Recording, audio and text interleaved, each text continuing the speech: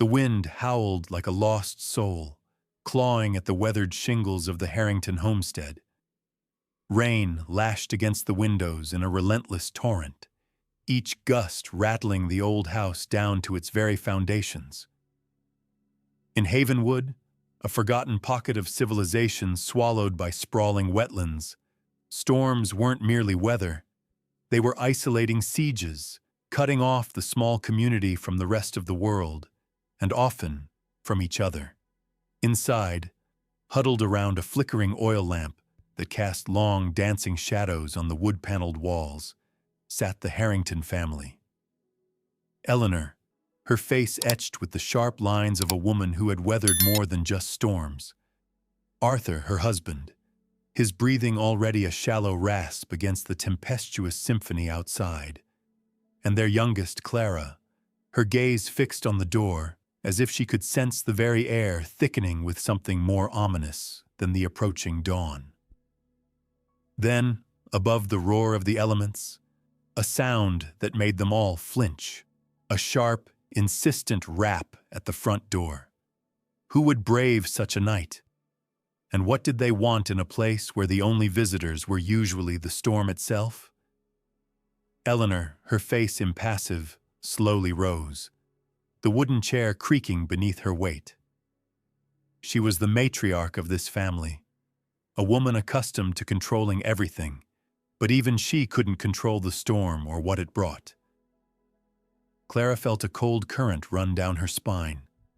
She knew that whoever was behind that door, their quiet, if somewhat stifling life in Havenwood would never be the same.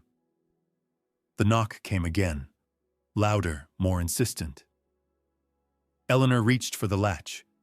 Her eyes met Clara's for a moment, a silent warning. Then, with a chilling groan, the door creaked open, revealing a tall, drenched figure. The man stood there, illuminated by a flash of lightning, his dark hair plastered wetly to his head, his face angular, and his deep-set eyes betraying no emotion. His clothes were caked with mud and water, yet he exuded a strange elegance. He introduced himself as Mr. Elias Thorne, his voice deep but carrying an inexplicable chill, and asked for shelter from the storm. Eleanor, after a brief assessment, reluctantly nodded. "Come in," she said, her voice dry. As Mr. Thorne stepped inside, a blast of cold wind swept in with him, carrying the scent of damp earth and something indefinable, like the scent of secrets. Clara recoiled a step, her unease intensifying. He wasn't just a stranger. He was an unanswered question, a misplaced piece in the quiet tapestry of Havenwood. And the storm outside, it seemed, was merely the prelude to another, far more violent tempest, about to sweep through their lives. Mr. Thorne moved with a quiet efficiency that was almost unnerving. He didn't track mud onto Eleanor's pristine floor, despite his soaked attire.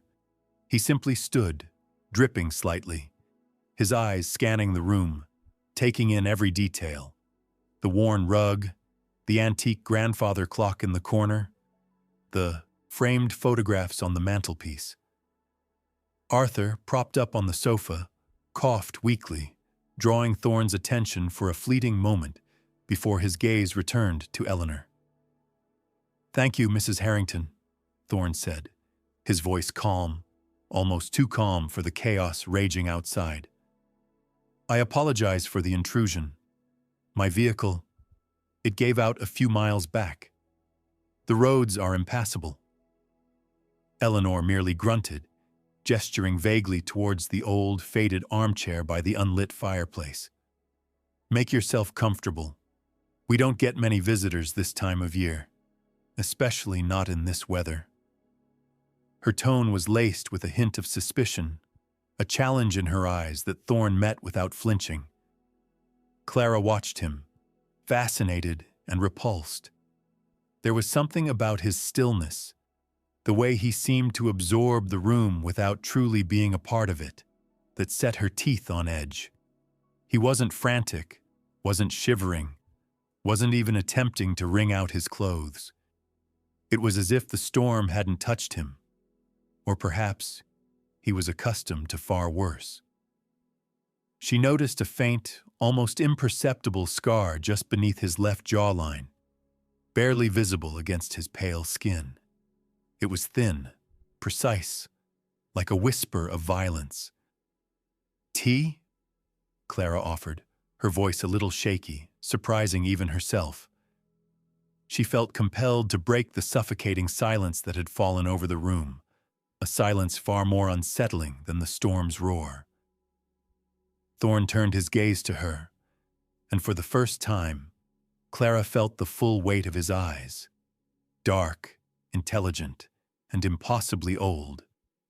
A flicker of something unreadable passed through them before he gave a slight, polite nod. "That would be most kind, Miss Harrington." As Clara bustled towards the kitchen, she could feel his eyes on her back, a phantom touch that made her shiver despite the warmth of the lamp. She knew, with a certainty that chilled her to the bone, that Elias Thorne was not just seeking shelter. He had come to Havenwood for a reason, and that reason, she feared, was about to unravel everything they thought they knew. In the kitchen, the familiar clatter of teacups and the scent of brewing herbs offered a momentary reprieve from the stranger's unsettling presence. Yet, even here, the storm's fury seemed to press in, making the old house groan. Clara's hands trembled slightly as she poured the hot water, her mind replaying every detail of Elias Thorne's arrival. The way his eyes had swept the room, the unnerving calm in his voice, the almost invisible scar. It was the scar that truly snagged her attention, a thin, almost surgical line that hinted at a past far more complex than a simple traveler caught in a storm. She thought of the whispered stories in Havenwood, tales of outsiders who stumbled into their isolated world, sometimes bringing trouble, sometimes bringing change. But Elias Thorne felt different. He carried an aura of deliberate concealment, a quiet intensity that made him less a victim of circumstance and more a predator in disguise. Or was that just her imagination, fueled by the storm and the isolation?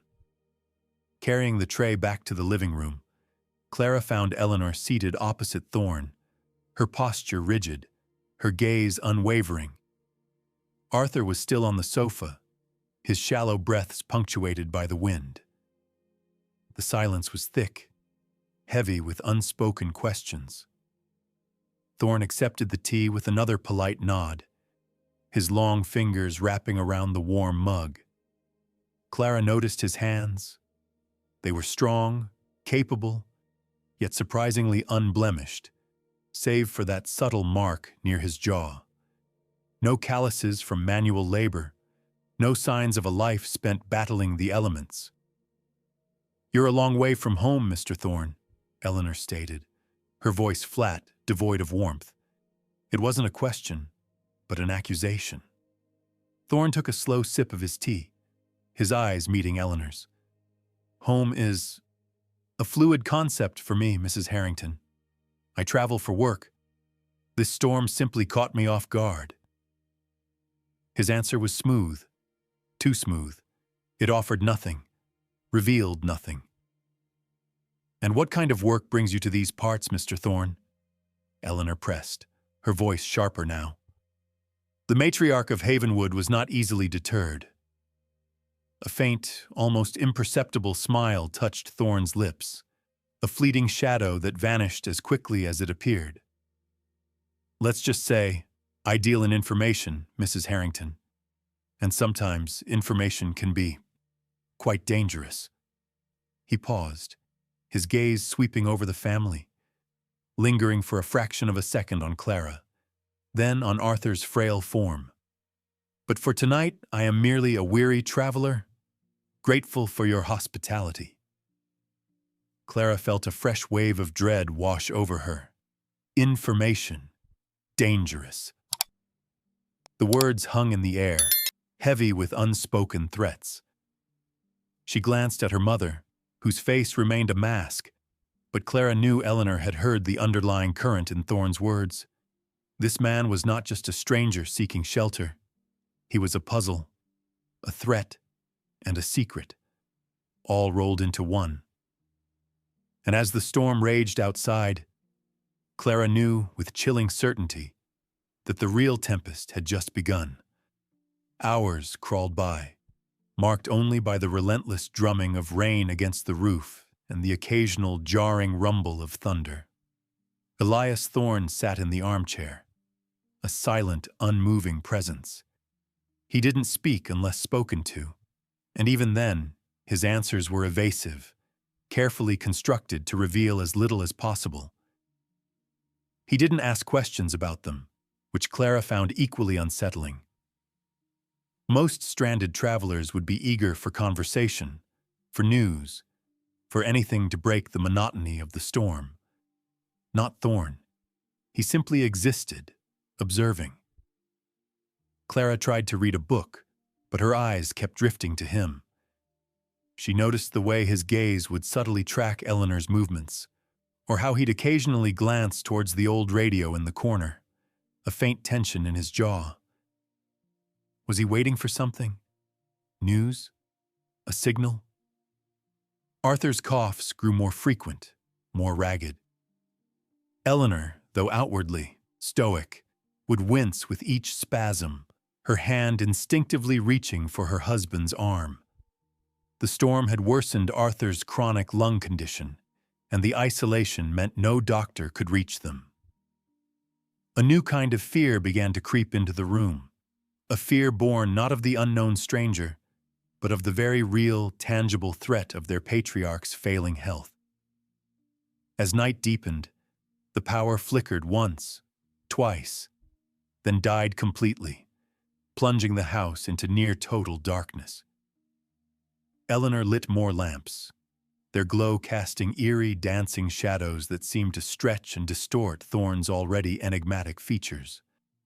The silence, broken only by the storm and Arthur's labored breathing, became almost unbearable.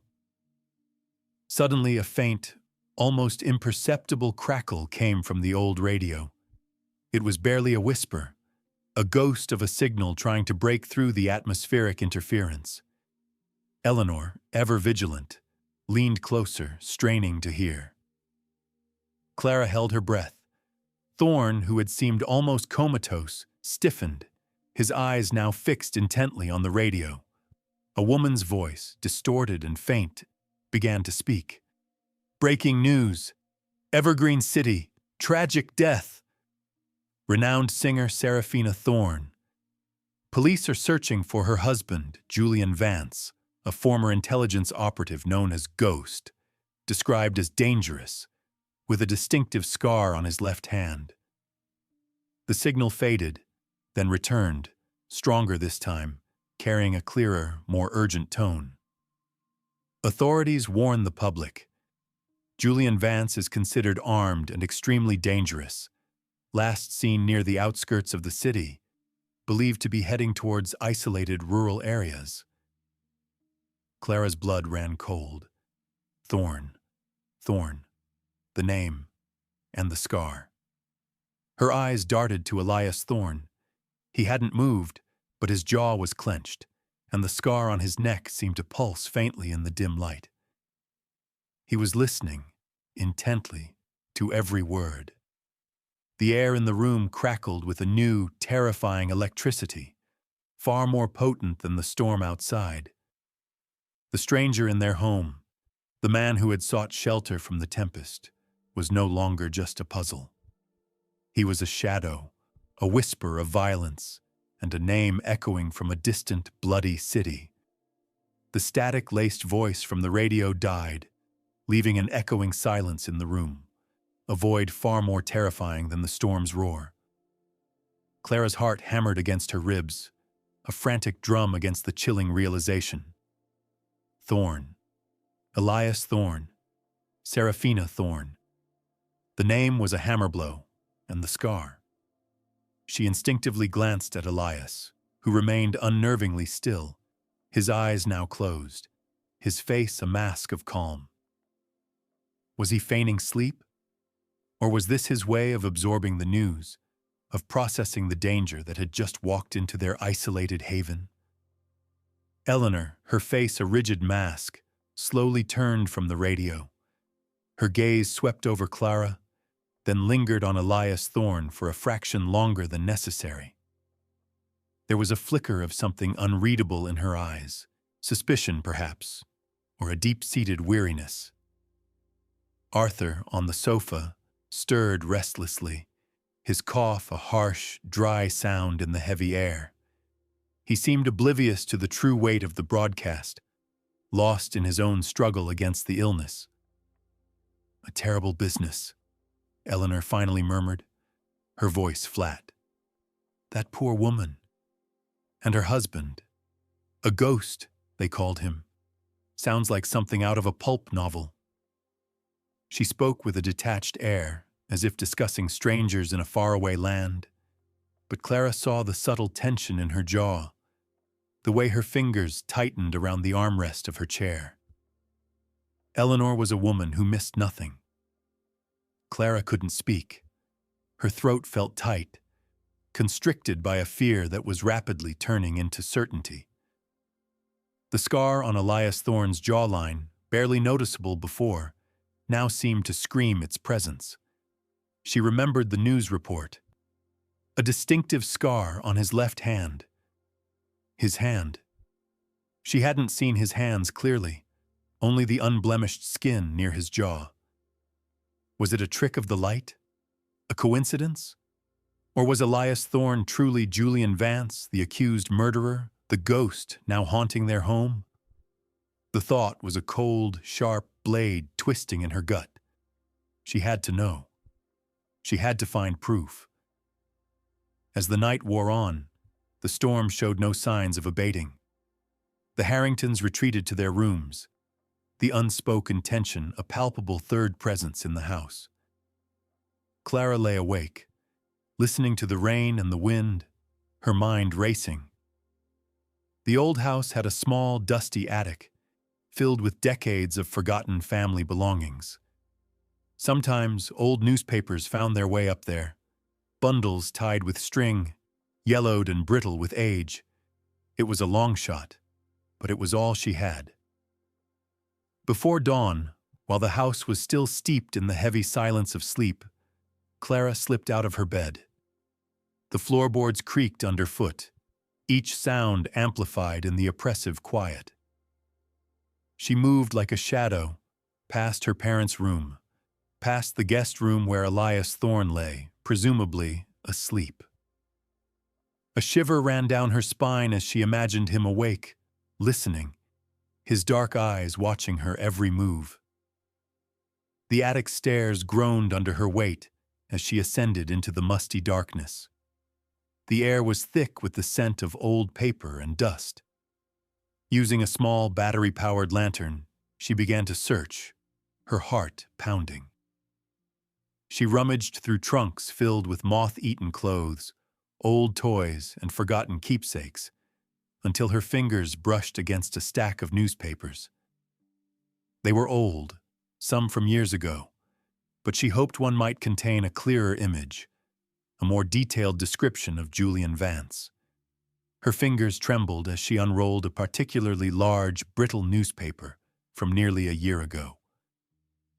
The headline screamed, "Seraphina Thorne, Rising Star's Tragic End." Below it, a large, grainy photograph. It was Seraphina, beautiful and haunting, and beside her, a man. His face was partially obscured, but the angular jaw, the intense eyes, it was unmistakably Elias Thorne. Her breath hitched, her gaze dropped to the caption. Seraphina Thorne and her husband, Julian Vance, at a charity gala last year. The confirmation hit her like a physical blow. It was him. Elias Thorne was Julian Vance, the murderer, the ghost. But then, her eyes caught something else in the photograph.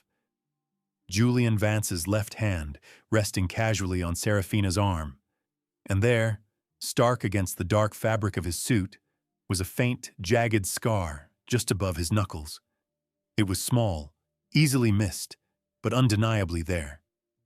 The scar from the radio broadcast. Clara felt a wave of nausea.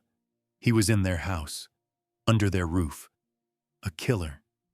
But as she stared at the photograph, her gaze drifted to Serafina's face. There was a subtle sadness in her eyes, a hint of something troubled, even in that glamorous setting. And then Clara noticed it. Tucked into the inner pocket of the newspaper, almost as if it had fallen out of the folds, was a smaller, older photograph. It was a candid shot of Serafina Thorne, alone, her face devoid of makeup, looking utterly desolate. It wasn't a professional photo. It looked like a personal snapshot. And it was the same photograph Clara had seen in Elias Thorne's pocket earlier. A chilling thought pierced through her fear. Why would a killer carry a photograph of his victim looking so vulnerable, so sad? And why would he keep it hidden, yet close? The pieces didn't quite fit. The man downstairs was indeed Julian Vance, the accused. But the story the radio told, and the man she had just met, seemed to be two different puzzles. And Clara, trapped in a house with a storm outside and a potential killer inside, knew she had just stumbled upon a truth far more complex than she could have ever imagined. The night and the mystery had only just begun. The revelation from the attic, the newspaper clipping, and the haunting photograph of Serafina Thorne burned in Clara's mind. Elias Thorne was Julian Vance, the accused murderer, the ghost. Yet the image of Serafina's desolate face, tucked away in his pocket, gnawed at her certainty. It was a detail that defied the narrative of a cold-blooded killer. Clara spent the rest of the morning in a state of heightened alert, every nerve tingling. She observed Thorne from a distance, trying to find inconsistencies, trying to reconcile the calm, polite man in their living room with the dangerous fugitive on the radio. He moved with a quiet grace, helping Eleanor with small tasks, fetching water when the pump stuttered. He even offered to check on Arthur, a gesture Eleanor accepted with a wary nod. His hands, she noticed, were always either clasped together or tucked away, making it impossible to get another clear look at that scar. She tried to rationalize it. Perhaps the scar was common. Perhaps the name Thorne was a coincidence, a distant relative. But the photograph, that was harder to dismiss. Why would he carry it? Was it a memento of his crime, a trophy, or something else entirely? The isolation of Havenwood, usually a comfort, now felt like a suffocating trap. The storm, instead of being a barrier against the outside world, had become a cage, locking her in with a man whose true nature she desperately needed to uncover. Fear mingled with a strange, unsettling curiosity. She felt a responsibility, not just to her family, but to the truth. But what if the truth was more terrifying than the lie? What if uncovering it meant shattering the very foundations of her world? By midday, the rain had lessened to a steady drizzle, though the wind still whipped through the cypress trees. Clara knew she couldn't keep this to herself much longer. Her parents, especially Eleanor, were too proud, too set in their ways to entertain such wild suspicions about a guest, even a mysterious one. They would dismiss her fears as overactive imagination, fueled by the storm. She needed someone who would listen, someone who knew Havenwood, someone she could trust. Ethan Miles. He was her oldest friend, a practical, grounded presence in her often turbulent life. Ethan ran the local general store and was the unofficial handyman for half the town. If anyone could help her make sense of this, it was him. but getting to him would be a challenge. The main road was still flooded, and the path through the wetlands would be treacherous. Driven by a desperate need for answers, Clara bundled herself in a heavy raincoat and boots. "I'm going to check on the livestock," she called out to Eleanor, a half-truth that wouldn't raise suspicion. Eleanor merely grunted in acknowledgement, her attention fixed on Arthur. Stepping outside, Clara was immediately enveloped by the damp, heavy air. The ground was saturated, squelching under her boots. The familiar landscape of Havenwood, usually so comforting, now felt eerie, distorted by the lingering mist and the skeletal branches of the trees. She navigated the muddy, winding path that led to Ethan's place, her mind racing with every step. Every rustle in the undergrowth, every shadow cast by the struggling light, made her jump. Was she being followed? Or was the paranoia simply a symptom of the storm and the secret she carried? When she finally reached Ethan's small, sturdy house, which doubled as his workshop, she found him wrestling with a stubborn water pump, his brow furrowed in concentration. He was covered in mud and grease, but his usual easygoing demeanor was replaced by a tense focus. "Clara? What in the world are you doing out here?" Ethan exclaimed, surprised, wiping his hands on a rag. The storm's still too rough to be wandering around. Clara didn't waste time with pleasantries. "Ethan, I need your help. It's about the man at our house, Elias Thorne." Ethan's eyes, usually warm and open, narrowed almost imperceptibly. A flicker of something unreadable, caution, annoyance, crossed his face. "The stranger? What about him?" His voice was flat, too neutral. "He's not who he says he is," Clara blurted out, her voice hushed despite the wind. "I heard the radio, and I found a newspaper. He's Julian Vance, the man they're looking for, the one who supposedly killed Seraphina Thorne." Ethan froze. His hands, still gripping the wrench, tightened. His gaze darted to the radio inside his workshop, then back to Clara. "Julian Vance? The ghost?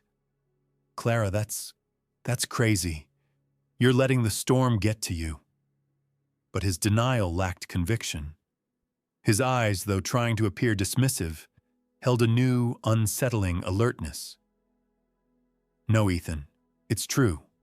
I saw a picture. And the scar. The one they mentioned on the radio, on his left hand. I haven't seen his hand clearly yet, but his jaw, he has a scar there too. And he has a photo of Seraphina, a personal one, in his pocket," Clara insisted, her voice rising with urgency. "Why would a killer carry a picture of his victim looking so sad? It doesn't make sense." Ethan's face hardened. He dropped the wrench with a clatter. "Clara, listen to me. This is dangerous. If he's truly Julian Vance, you need to be careful. More than careful. You need to stay away from him." He looked genuinely worried now. But there was an undertone, a subtle shift in his demeanor that Clara couldn't quite place.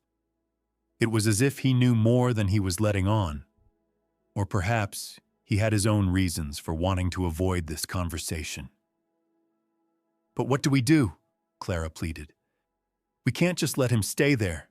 My father is sick. We're trapped." Ethan ran a hand through his damp hair, his gaze distant as if weighing options. "The roads are still impassable, and the phone lines are down. We can't contact the sheriff until the storm breaks. For now, you just have to keep your eyes open. And don't let him know you suspect anything." He paused, then added, his voice lower, almost a whisper, "I'll try to get word out somehow. But Havenwood, it's a small place. News travels fast, even without a phone." He then picked up a small, ornate key from his workbench, fiddling with it idly. "Speaking of news, how's your mother managing the old family accounts these days? Heard there were some complications after your grandfather passed. The question seemed innocuous, yet it hung in the air, oddly out of place, making Clara's unease deepen. Clara felt a cold knot form in her stomach. Ethan's reaction wasn't what she'd expected.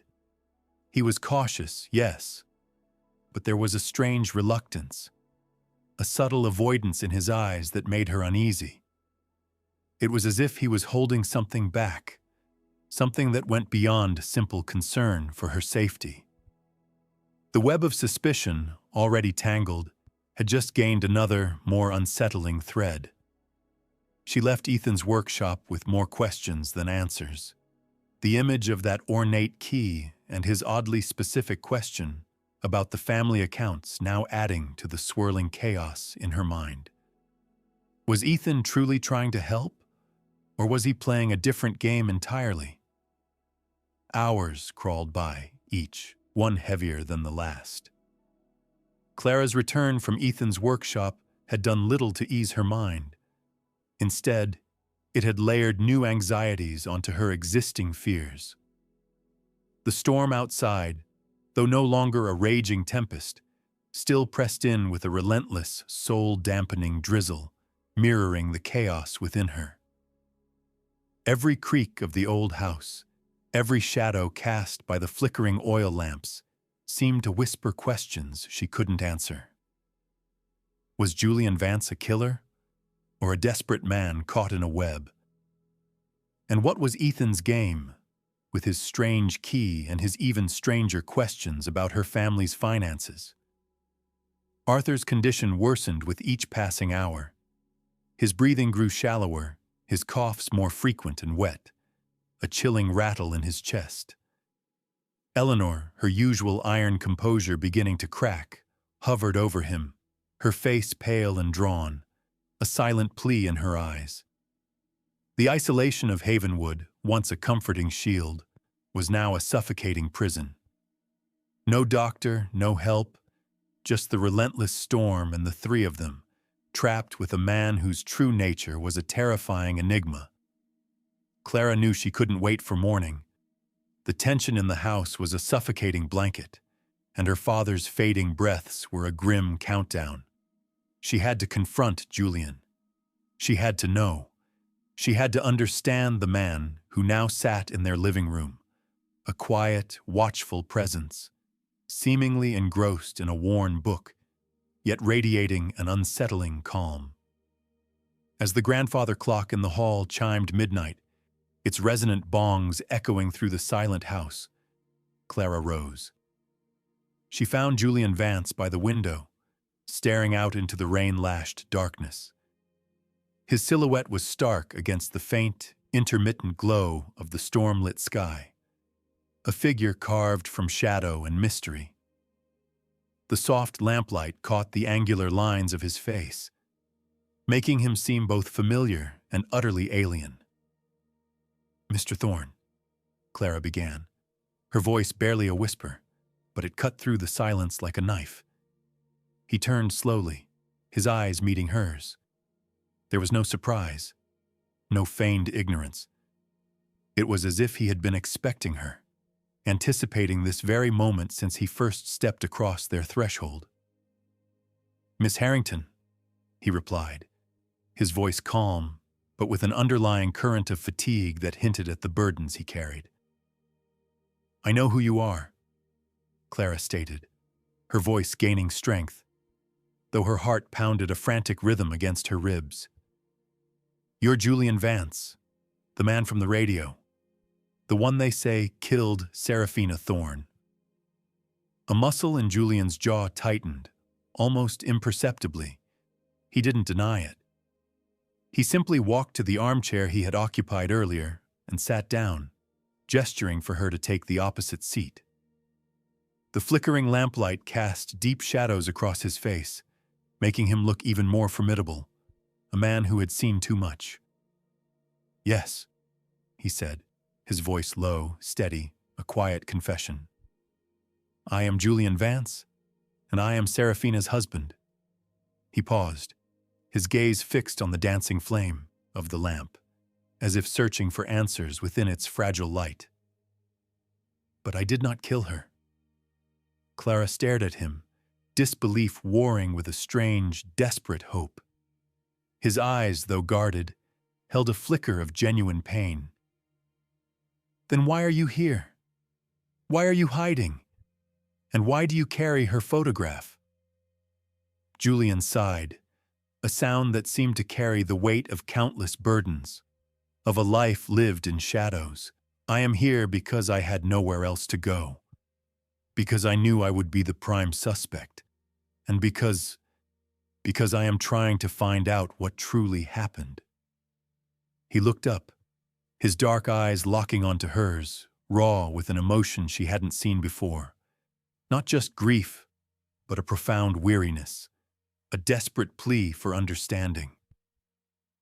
The photograph, it's a reminder, not of a crime, but of a loss. And a promise? He began to speak, his voice a low murmur against the relentless drumming of the rain, painting a vivid, horrifying picture. He told her about the night Serafina died. He had returned to their Evergreen City apartment late, after a clandestine meeting that he couldn't elaborate on, a meeting connected to his past profession. He found her in their living room, lying on the floor, a single ornate silver hairpin, a family heirloom of the Thorne family, clutched in her hand, stained with blood. He described the horror, the immediate gut-wrenching realization that he would be blamed. His past as an intelligence operative, his ghost reputation, would make him the perfect scapegoat. I panicked, Julian admitted, his voice rough, laced with the memory of that terror. Every instinct screamed at me to run, to disappear, to find answers on my own before the system swallowed me whole. He explained how he had meticulously covered his tracks, using skills honed in the shadows, making his way to Havenwood based on a vague, almost forgotten conversation with Serafina about a safe haven connected to her family's distant past. She spoke of Havenwood once, Julian continued, his voice softer now, almost wistful, a rare glimpse into his vulnerability. A place her great aunt used to visit, a place where secrets could be buried. I thought perhaps she had come here, or left something here. A final message. Clara listened, her mind reeling. His story, though incredible, held a disturbing ring of truth. The desperation in his eyes, the raw pain in his voice felt genuine, but a killer could be a good liar. She remembered the radio broadcast. The scar. She had to be sure. The scar, Clara said, her voice barely audible. A test. The one they mentioned on the radio. On your left hand. Julian's gaze dropped to his left hand, which he had unconsciously rested on his knee. He slowly turned it over, revealing the back of his hand. There, just above his knuckles, was a jagged, faded scar, exactly as described. It was small, easily missed, but undeniably there. The scar from the radio broadcast. The confirmation was chilling, but as he held his hand, Clara's eyes widened. Just beneath the cuff of his soaked shirt, on his forearm, she saw it, a small, intricate tattoo. It was a stylized symbol, a coiled serpent devouring its own tail, etched in dark ink. It wasn't a military emblem. It wasn't something a casual traveler would have. It looked ancient, almost tribal, yet disturbingly modern in its precision. It was the same symbol she had seen briefly in that old documentary about covert operations, a symbol associated with a shadowy, almost mythical organization. A symbol that whispered of a world far more dangerous than she could ever comprehend. Julian noticed her gaze, a flicker of something, alarm, resignation, crossed his face. He quickly pulled his sleeve down, covering the tattoo. That's Another story for another time, Miss Harrington, he said, his voice regaining its earlier coldness, a barrier slamming shut. For now, you know who I am, and I swear to you, I am innocent of Seraphina's murder. Clara stared at him, her mind a whirlwind. Julian Vance, the accused killer, was in her living room claiming innocence. He had a plausible, albeit desperate, story.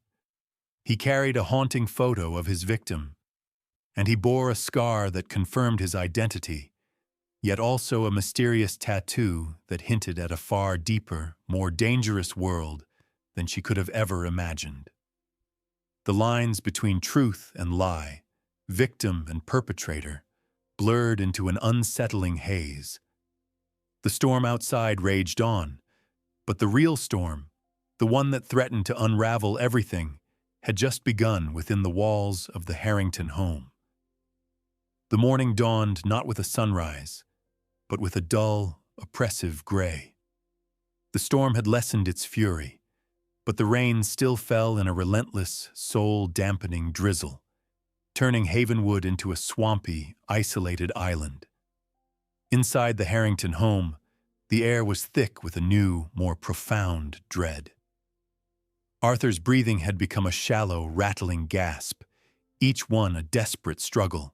His skin was clammy, his eyes glazed with fever. Eleanor, her usual iron composure beginning to crack, hovered over him, her face pale and drawn. "He needs a doctor," she whispered, her voice raw with helplessness. "He needs real medicine, not just my old remedies." Clara watched her father, a wave of despair washing over her. The isolation of Havenwood, once a shield, was now a prison. The phone lines were still dead, the roads impassable. Hope dwindled with each labored breath Arthur took. The image of Julian Vance, his desperate confession, and the chilling tattoo flashed through her mind. Was he truly innocent? Could she trust a man accused of murder with her father's life? The questions were a torment. It was Julian Vance who broke the suffocating silence. He had been observing Arthur from a distance, his expression unreadable, a silent sentinel in the corner of the room. Now he stepped forward, his movements fluid and purposeful. "There's a clinic," he said, his voice quiet, but firm, cutting through the despair. "About 15 miles east of here. Small, but they might have what he needs. It would be a difficult journey on foot, even with the rain easing." Eleanor looked up, her eyes wide with a flicker of desperate hope, then narrowed with suspicion. "You? You would go?" The question hung heavy with doubt, a challenge to his sincerity. Julian met her gaze steadily, his dark eyes unwavering. "He needs help, Mrs. Harrington, and I am the only one capable of navigating terrain like this in these conditions. My past profession required certain skills." He didn't elaborate, but the implication hung heavy in the air. A dangerous expertise, a life lived on the edge. He was offering his unique, terrifying abilities to save her husband. Clara, despite her lingering fear and the new questions about his tattoo, felt a surge of something akin to relief, and perhaps a nascent, fragile trust. He was a mystery, yes, but he was also their only hope. "He's right, Mother. No one else can." Eleanor hesitated, her eyes scanning Julian's face, searching for a hidden motive, a trap. But Arthur's next ragged cough, a sound that tore at her heart, seemed to make the decision for her.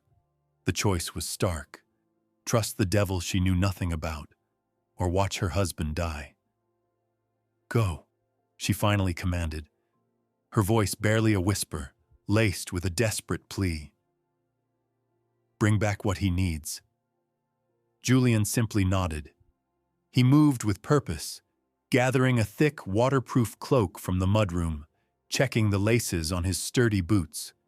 He looked at Clara, a silent acknowledgement passing between them, a shared understanding of the impossible situation.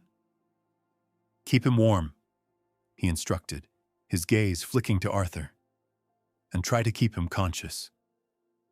Then he was gone, swallowed by the gray, rain-soaked landscape. Clara watched him disappear, a strange mix of terror and grudging admiration churning within her. She was sending a man accused of murder, a ghost with a mysterious past and a cryptic tattoo, into the heart of the storm to save her father. The irony was almost unbearable, the gamble immense. She could only wait and wonder what he would bring back from the wilderness. Julian Vance plunged into the sodden wilderness of Havenwood, each step a squelch in the saturated earth. The wind, though less ferocious, still bit through his cloak, and the constant drizzle plastered his hair to his face. The path, barely more than a deer trail, was treacherous, slick with mud and obscured by fallen branches. He moved with the silent, fluid grace Clara had noticed, his senses heightened, his mind focused on the objective. Every rustle in the undergrowth, every snap of a twig, was analyzed, dismissed, or noted. This was his element, the shadows, the unknown, the high stakes. Miles blurred into a monotonous rhythm of walking, his thoughts a chaotic mix of Seraphina's death, the desperate need for medicine, and the unsettling questions Clara's family had raised. Havenwood. A safe haven. What had Seraphina meant? Was it simply a place to hide? Or was there something more profound, a connection to her family's past that ran deeper than he knew? Julian's trained eye, accustomed to spotting anomalies, caught a subtle disturbance in the undergrowth, a faint track, barely visible beneath the fresh rain, leading away from the main trail. It was too deliberate to be an animal path. His mind flashed back to Seraphina's vague, almost whispered words about Havenwood, not just as a place where secrets could be buried, but a place where the old ways still held sway, and certain truths found their quiet resting place, away from the city's glare. She had hinted, cryptically, that if anything ever happened to her, he should follow the forgotten paths, where the old blood runs deep. It was a cryptic message, but to Julian's trained mind, it suggested a specific kind of hidden knowledge, a family secret perhaps, waiting to be unearthed. Following the faint impression, he soon found it, an old, mud-splattered sedan, its windows intact, but the driver's side door slightly ajar, as if hastily abandoned. It hadn't been there for years. The fresh mud on the tires suggested a recent, desperate departure. Perhaps it was a clue, a forgotten piece of Seraphina's puzzle. He approached slowly, cautiously, his hand instinctively going to the small, concealed knife he always carried. The car was a wreck, overgrown with vines, its interior ravaged by time and weather. But as he peered inside, something caught his eye on the passenger seat. Half buried under a pile of decaying leaves and a broken umbrella, it was a worn leather briefcase. Julian hesitated for only a second. His primary mission was medicine, but his nature was information. He reached in, his fingers brushing against the cold, damp leather. The clasp was rusted shut, but with a practiced movement he forced it open. Inside, the contents were damp but surprisingly intact, protected by the thick leather. Not money, not weapons, but documents. Yellowed ledgers, legal papers, and a stack of faded photographs. And then he saw it. A small, leather-bound diary, its pages swollen with moisture. His eyes scanned the first few pages of the ledgers. His breath hitched. These weren't just any documents. They were financial records, detailing illicit transactions, large sums of money, and names he recognized from his intelligence work. Names connected to the very shadowy organization he had been investigating, the one whose symbol was tattooed on his arm, and the dates. They stretched back decades, long before Serafina's death. The scope of it was staggering. Then, his gaze fell on the diary. The name inscribed on the first page, in elegant, looping script, was Eleanor Harrington. Julian's blood ran cold. He quickly flipped through the diary, his eyes scanning the entries. They spoke of a secret affair, a desperate love, and a child. A child given away, sent to Evergreen City years ago, to be raised by others, to protect the family's reputation. The dates aligned with Eleanor's youth, a child in Evergreen City. Serafina had lived in Evergreen City. The connections began to form, chilling and undeniable. He looked back at the financial ledgers, then at the diary.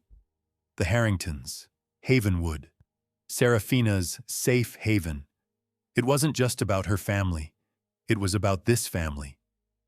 The Harrington family, pillars of Havenwood, were entangled in something far darker than he could have imagined. And Eleanor, the stoic matriarch, had a secret that could shatter their perfect facade. A secret that might just connect directly to Serafina. Julian quickly resecured the briefcase, tucking it deep into his cloak. The medicine for Arthur was still his priority, but now a new, far more dangerous mission had just begun. He had stumbled upon a truth that connected everything: Serafina's death, his own past, and the very foundations of Havenwood. The storm outside might be easing, but the storm within, the one of revelations and betrayals, was just beginning to rage. Back at the Harrington homestead, the air was thick with a different kind of storm, one of anxiety and unspoken fear. Clara paced the living room, her gaze constantly darting to the door, willing Julian Vance to return. Arthur's condition remained critical, his breaths shallow and ragged. Eleanor sat by his side, a silent, grim vigil, her usual composure now replaced by a raw vulnerability that Clara rarely saw. The hours stretched, each one a torment of waiting, of imagining the worst. But Clara wasn't the only one making desperate calculations. Miles away, in his workshop, Ethan Miles had finally managed to get a faint, crackling signal on a more powerful, jury-rigged radio.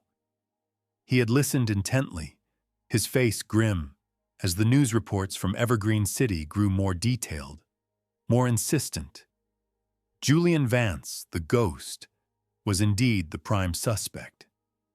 And then, a local bulletin, barely audible through the static, mentioned a vague sighting of a man matching Vance's description, heading towards the Havenwood area, fleeing the city's dragnet. Ethan's jaw tightened. He didn't need to see the scar on Vance's hand. Clara's frantic confession had been enough. He believed her. He also saw an opportunity, not just to protect Clara, but to finally claim what he believed was rightfully his. He looked around his cluttered workshop, his eyes lingering on the small, ornate key he had been fiddling with earlier. It was a replica, he knew, of a key to a safe deposit box in Evergreen City. A box his mother, Eleanor, had mentioned once in a moment of drunken despair, a place where the family's true legacy was hidden. A legacy that, according to his own hidden research, should have been his. He remembered the whispers, the hushed conversations he'd overheard as a child, about his mother's past, about a life before Havenwood, a life in Evergreen City. He'd spent years piecing together fragments of information, discovering the truth of his own lineage and the Harrington family's carefully constructed facade.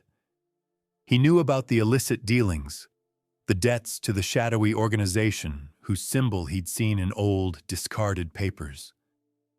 Julian Vance's arrival, a man connected to that very organization, was a complication, yes, but also a catalyst. If Vance was indeed the ghost, he could be used. He could be the perfect distraction. Ethan made his decision. He couldn't wait for the storm to fully break. He had to act. He began gathering supplies, his movements quick and decisive, a cold, calculating glint in his eyes. He pulled out an old, weathered map of Havenwood, tracing a hidden path through the swamp, a path known only to a few. His finger paused on a small, unmarked structure near the Harrington property, a forgotten pump house, perhaps. He then meticulously checked the charge on a small, powerful battery pack, a device clearly not for everyday use. He would help Clara, yes, but on his own terms. Back at the Harrington home as the afternoon wore on, Clara's desperation reached a peak. Arthur was fading fast. She needed Julian Vance back with the medicine. But what if he didn't return? Or what if he returned, only to be captured by Ethan? She had to find a way to protect him, at least long enough for him to save her father. Her thoughts turned to Mr. Henry, the Harringtons' longtime stoic butler. He had served the family for decades, a silent, ever-present shadow in the background. He knew every secret passage, every hidden nook of the old house. He was fiercely loyal, or so Clara believed. She found him in the dimly lit pantry, meticulously checking the dwindling food supplies. "Mr. Henry," Clara began, her voice trembling, "I need your help. A desperate favor." Mr. Henry turned, his aged face impassive, his eyes betraying nothing. "Miss Clara, what can I do for you?" Clara recounted her fears, her voice hushed, almost frantic. She told him about Julian Vance being the man from the radio, about his claim of innocence, about her father's worsening condition. "He's gone to get medicine for father," she pleaded. "But if Ethan finds out, if the others in the village, they'll try to capture him. He needs a diversion, something big, something to draw their attention away from him when he returns." She looked at him, tears welling in her eyes. Could you set a fire? In the old barn? Just enough to create a distraction?" "It's the only way." Clara's voice cracked, the words tasting like ash in her mouth. The thought of arson, of deliberately setting fire to something, even an old barn, twisted her stomach. It felt like a betrayal of everything she believed in, a descent into the very darkness she feared. But Arthur's ragged breaths echoed in her ears, louder than her conscience. Mr. Henry listened, his expression unchanging. He was a man of few words, his loyalty seemingly absolute. Clara waited, her breath caught in her throat. This was a monumental ask, an act of arson. Finally, after what felt like an eternity, Mr. Henry gave a slow, deliberate nod. "Sometimes, Miss Clara," he murmured, his eyes distant. "One must burn away the old to make way for the new. For the family's future, perhaps." His voice was low, almost a whisper, but Clara heard it. A wave of relief washed over her, so profound it almost made her knees buckle. "Thank you, Mr. Henry," she choked out, tears now streaming down her face. "Thank you." Mr. Henry merely inclined his head. "For the family, Miss Clara." But as he turned away, his back to her, a faint, almost imperceptible glint appeared in his eyes, not of loyalty, but of calculation. He had heard about the briefcase Julian Vance had found.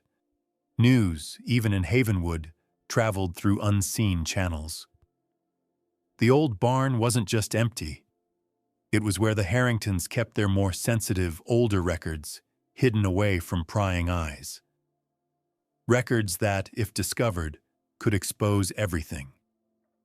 His real orders, from the shadowy organization whose symbol matched Julian's tattoo, were not to help Julian escape, but to ensure that any incriminating evidence Julian might have found, or might yet find, never saw the light of day. Julian Vance was a loose end, a potential liability, and Mr. Henry, the loyal butler, was merely playing his part in a much larger, darker game. The chessboard was set, and the pieces were moving. The first tendrils of smoke began to curl into the pre-dawn gloom, insidious and faint, rising from the direction of the old Harrington barn. Clara, watching from the living room window, felt a sickening lurch in her stomach. Mr. Henry had acted. The diversion had begun. But would it be enough? Arthur's breaths were now barely audible, a shallow whisper against the rising wind. Eleanor knelt beside him, her face buried in her hands, a silent prayer on her lips. The fire, initially a mere wisp, quickly took hold. The old barn, dry and neglected, became a hungry beast, its wooden skeleton consumed by orange flames that danced against the gray sky. The crackling roar of the blaze, amplified by the wind, soon reached the ears of Havenwood's few residents. Lights began to flicker on across the scattered homesteads. Shouts carried on the wind. The diversion was working. Clara knew Ethan would be among the first to respond.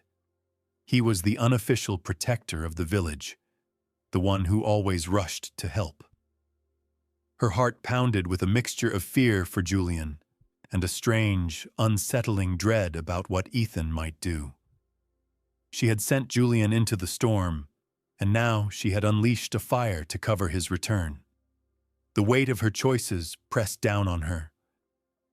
Miles away, Julian Vance, medicine clutched tightly in his waterproof cloak, saw the distant glow against the horizon. A column of smoke, black against the gray, rose from the direction of the Harrington property. A fire. He immediately understood. Clara, Mr. Henry. They were creating a diversion. A surge of grudging respect and a flicker of something warmer went through him. They were risking everything for him, but his relief was short-lived. As he navigated the treacherous, waterlogged path, his trained senses picked up new sounds, distinct from the storm's fading roar. The squelch of boots on mud, too deliberate to be an animal. The faint snap of a twig, too heavy to be a branch falling. He wasn't alone. Julian pressed himself against the trunk of a massive cypress tree, melting into the shadows. He listened, his breath held. Two figures, moving with a surprising stealth for the terrain, emerged from the mist. One was undeniably Ethan Miles, his face grim, a powerful flashlight cutting through the gloom. The other was a stranger, tall and lean, moving with a chilling efficiency that spoke of training. He carried something long and dark slung across his back, a rifle.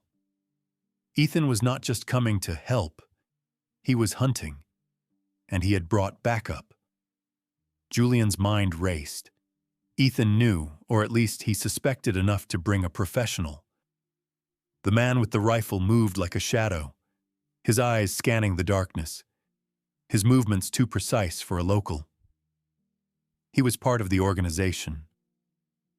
Mr. Henry's true loyalty, Julian realized with a cold clarity, had just been confirmed. The barn fire wasn't just a diversion for Julian. It was a cleanup operation, a way to destroy any evidence that might have been hidden there, evidence that Julian himself might have found. He had walked right into a trap. Julian moved silently, swiftly, deeper into the swamp, away from the main path. He knew these wetlands were a maze, a death trap for the uninitiated, but for a ghost, they were a second home. He used every trick he knew, breaking branches to create false trails, submerging himself in the murky water to mask his scent. using the dense foliage as cover. He could hear Ethan's frustrated shouts, the stranger's calm, measured instructions. They were closing in. Back at the Harrington home, the fire at the barn was now a roaring inferno, casting an orange glow across the rain-slicked yard. Villagers, roused by the commotion, began to gather, their faces illuminated by the dancing flames. Ethan Miles was nowhere to be seen. Clara's anxiety spiked. Where was he? And where was Julian? She paced, her heart a drum against her ribs. Every minute that passed without Julian's return felt like an eternity. Had he made it to the clinic? Was he caught? Or worse, had he simply abandoned them, leaving her father to die? The image of his desperate eyes, his raw confession, warred with the knowledge of his dangerous past, his cryptic tattoo. Could she truly trust him? Was her desperate gamble on a killer a fatal mistake? Suddenly, a series of sharp, distinct cracks echoed from the direction of the swamp. Gunshots. Clara gasped, her hand flying to her mouth. Eleanor, startled, looked up, her eyes wide with terror. The sound was unmistakable, chillingly out of place in the quiet, isolated Havenwood. Julian. He was in trouble, or perhaps he was the one causing it. The gunshots were followed by shouts, then silence, broken only by the crackling fire and the persistent rain. Clara's blood ran cold. The real hunt had begun, and she, trapped in her home, could only listen and pray that the ghost she had put her faith in would emerge from the shadows, with the medicine and with his life. The chessboard was no longer just set. The pieces were now moving in a deadly, desperate game. The gunshots ripped through the night, echoing across the swamp, each report a hammer blow against Clara's heart. Eleanor cried out, a raw, guttural sound of pure terror. Silence descended once more, heavy and suffocating, broken only by the crackle of the burning barn and the relentless drizzle. Clara stood frozen, listening, straining to hear anything. A shout, a struggle, a confirmation of her worst fears. Had Julian been caught? Or worse? Minutes stretched into an eternity. The orange glow of the fire painted the rain-slicked yard in grotesque shadows, and the faces of the gathering villagers, now fully roused, were etched with a mixture of shock and morbid curiosity. They whispered, pointing toward the swamp, their eyes wide with speculation. Havenwood, usually so quiet, was now a stage for a drama far beyond their comprehension. Then, through the lingering mist and the first faint hints of dawn, a new sound emerged, the distant, unmistakable wail of sirens. Relief, sharp and sudden, flooded Clara. Help was coming. But with help came the law, and with the law came the truth. What truth would they bring? And what would they do to Julian? The sirens grew louder, closer, until a convoy of police cruisers and emergency vehicles, their lights flashing erratically through the still falling rain, finally broke through the flooded main road and converged on the Harrington property. Officers, grim-faced and efficient, fanned out, securing the area around the burning barn and the swamp perimeter. A tall, authoritative woman in a trench coat, her face etched with exhaustion, but her eyes sharp and intelligent, stepped forward. This was Detective Hayes, from Evergreen City. She surveyed the scene, the burning barn, the anxious villagers, the Harringtons huddled by their door, and her gaze finally settled on Clara. Miss Harrington? Detective Hayes's voice was calm, professional. We received a distress signal, and we've been tracking a fugitive believed to be in this area. Julian Vance. Clara's breath hitched. She glanced towards Eleanor, whose face had gone ashen. He went to get medicine for my father, Clara stammered, her voice weak. He saved him. He's innocent. Detective Hayes's expression remained unreadable. We'll get to that. But first, we have some news. News that changes everything. She paused, her eyes sweeping over the assembled villagers, as if preparing them for a shockwave. The murder of Serafina Thorne in Evergreen City. We have apprehended the true perpetrator. A collective gasp rippled through the crowd. Clara's heart leaped. Hope, fragile but real, flickered within her. The killer, Detective Hayes announced, her voice clear and resonant, is Lorena Thorne, Serafina's own mother. The revelation was a thunderclap. Clara gasped, her hand flying to her mouth. Eleanor's eyes widened in disbelief. Lorena Thorne, the powerful, aristocratic matriarch of the Thorne family? Our investigation revealed a long-standing, obsessive jealousy. Hayes continued, her voice devoid of emotion, simply stating facts. Lorena Thorne disapproved of Serafina's marriage to Julian Vance, seeing him as an obstacle to her daughter's career and her own control. She believed Julian was tainting Serafina's image and pulling her away from the family's true purpose. Lorena used an antique Thorne family hairpin, a specific heirloom, as the murder weapon, and meticulously staged the scene to implicate Julian, knowing his background would make him the obvious suspect. Clara felt a dizzying mix of relief and horror. Julian was innocent, but the truth was far more twisted than she could have imagined. A mother murdering her own daughter out of twisted possessiveness. Just then, a commotion erupted from the swamp. Ethan Miles emerged, mud-splattered and disheveled, his face a mixture of frustration and fear. Behind him, 2 police officers were escorting the lean stranger with the rifle, his hands cuffed. "Detective Hayes!" Ethan shouted, pointing at the stranger. "This man! He was with Julian Vance. They were hiding something in the swamp." Hayes's eyes narrowed. "Actually, Mr. Miles," she said, her voice cutting, "this man, Mr. Silas Thorne, is an associate of Lorena Thorne. He was sent here to retrieve certain documents and eliminate loose ends. And speaking of documents..." She turned to a team of officers who were now emerging from the swamp, carrying a mud-stained leather briefcase. Clara's eyes widened. The briefcase. Julian had found it. "Thanks to information provided by Mr. Julian Vance," Detective Hayes announced, holding up a yellowed ledger from the briefcase.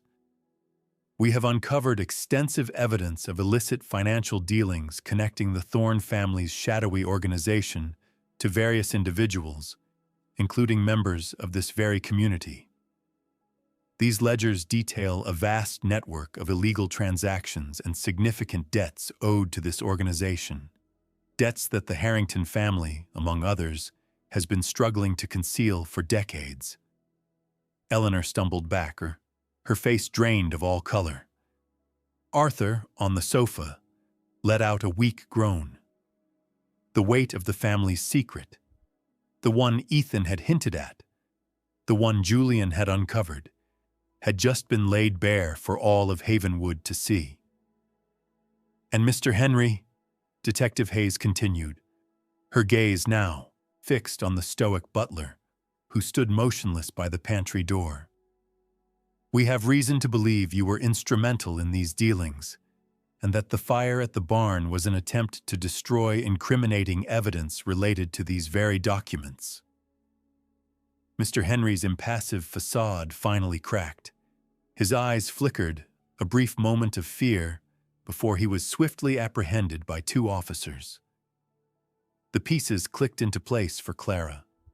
Ethan's strange questions about the family accounts, Mr. Henry's cryptic words about burning away the old, the hidden records in the barn. It all made horrifying sense. Julian hadn't just stumbled upon a secret. He had exposed the rot at the core of Havenwood. "And Julian Vance?" Clara asked, her voice trembling, her gaze sweeping the faces of the officers, searching. Detective Hayes turned to her, a faint, almost imperceptible smile touching her lips. "Mr. Vance is not a fugitive, Miss Harrington.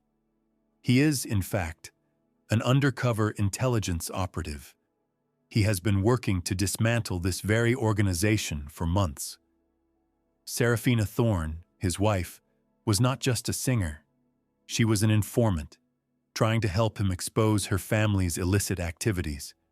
Her death, tragic as it was a desperate act by her mother to silence her and frame Julian, who was getting too close. The final twist.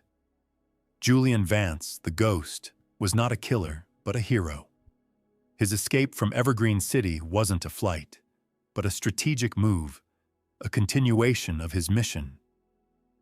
His arrival in Havenwood, guided by Seraphina's last cryptic clues, had inadvertently led him to the heart of the organization's local operations, hidden within the very family that had given him shelter. Just then, a figure emerged from the edge of the swamp, moving slowly, deliberately. Julian Vance. He was mud-splattered, exhausted, but alive. He carried a small, sealed bag in his hand, the medicine for Arthur. His eyes, dark and intense, found Clara's across the crowded yard. There was no longer fear or suspicion in her gaze, only a profound relief and a dawning understanding. The storm had passed. The secrets were laid bare, and in the aftermath, a new, unexpected truth had emerged, connecting them all in ways no one could have foreseen. The chaos of revelations slowly subsided, replaced by the methodical efficiency of the arriving law enforcement. Officers moved through the Harrington property, securing evidence, questioning villagers, and leading away the stunned figures of Ethan Miles and Mr. Henry. The burning barn, now a smoldering ruin, cast a pall of smoke over the scene, a grim monument to the secrets it had once held. Julian Vance, mud-splattered and weary, but with an undeniable light in his dark eyes, walked directly to Arthur. He knelt beside the sofa, opening the sealed bag and carefully extracting the vials of medicine. Eleanor, tears streaming down her face, watched him with a mixture of awe and profound gratitude. He administered the medication with practiced ease, his touch gentle but firm.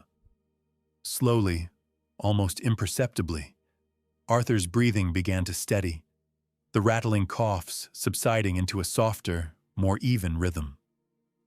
The immediate crisis had passed. Clara stood by, observing the scene, a whirlwind of emotions swirling within her. Relief for her father, shock at the extent of her family's deception, and a burgeoning sense of awe for the man who had brought it all to light. Julian, the ghost, the accused killer, was in fact a hero, a quiet force for justice operating in the shadows. The image of his cryptic tattoo, once a source of fear, now seemed to represent a deeper, more complex commitment. Detective Hayes approached Julian, a look of professional respect in her eyes. "Good work, Vance. The intel you provided, especially that briefcase, blew this wide open. Lorena Thorne is cooperating, and we're rounding up the rest of her network. Your mission here is complete." Julian nodded, his gaze briefly meeting Clara's. "The mission is never truly complete, Detective. Just the current objective." The sun, finally breaking through the heavy cloud cover, cast its first golden rays over Havenwood, illuminating the devastation, but also promising a new beginning. The air, washed clean by the storm, felt lighter, though the scent of smoke still lingered. The villagers, once whispering with suspicion, now looked at the Harringtons and at Julian with a mixture of pity and dawning understanding. Their quiet, isolated world had been irrevocably changed. Eleanor, after ensuring Arthur was stable, finally turned to Julian. Her eyes, though still red-rimmed, held a newfound clarity. "Mr. Vance," she began, her voice hoarse, I don't know what to say. We owe you my husband's life, and for the truth, even if it's a truth we never wanted to face." She glanced at the smoldering barn, then at the officers leading Ethan away. As Ethan was led past, his eyes, wild with fury, met Eleanor's. "You can't hide it forever, Mother," he spat, his voice raw with a lifetime of resentment. "The truth always comes out." The facade of the perfect Harrington family had crumbled, but perhaps, for the first time in generations, they could begin to build something real. Eleanor flinched, her gaze dropping to the ground, a silent acknowledgement of the painful secret Julian had uncovered. Julian simply offered a slight, acknowledging nod. He understood the weight of her words, the burden of the secrets that had just been exposed. He then turned to Clara. Their eyes met across the crowded, chaotic yard. There was no need for words. In her gaze, he saw the journey they had shared, from fear and suspicion, through desperate trust, to a profound, unspoken understanding. She had seen him at his most vulnerable, believed him when no one else would, and risked everything to help him. And he, in turn, had brought light to her darkest corners. A faint smile, the first genuine one Clara had seen on his face, touched Julian's lips. It was a weary smile, but one filled with a quiet promise. He extended his hand, not in a formal gesture, but an invitation. Clara took it, her fingers intertwining with his, feeling the faint, jagged scar on his knuckles.